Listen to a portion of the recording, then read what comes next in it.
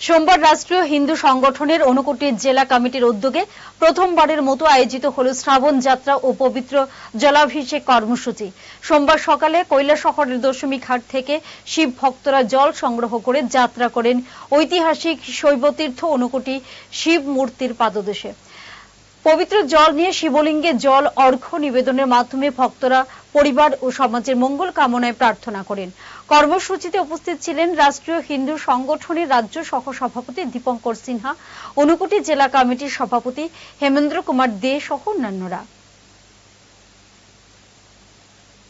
জয় শ্রীরাম, জয় জগন্নাথ, জয় জয় মহাদেব।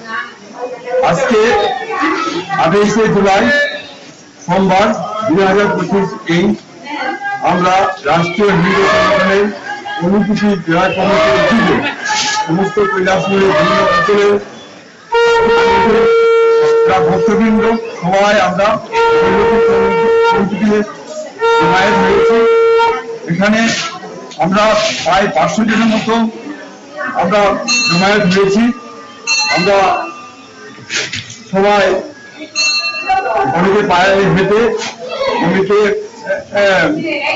গাড়ি করে সবাই এসেছি মহাদেবের মস্তকে অভিষেক জল দিয়ে অভিষেক করার জন্য।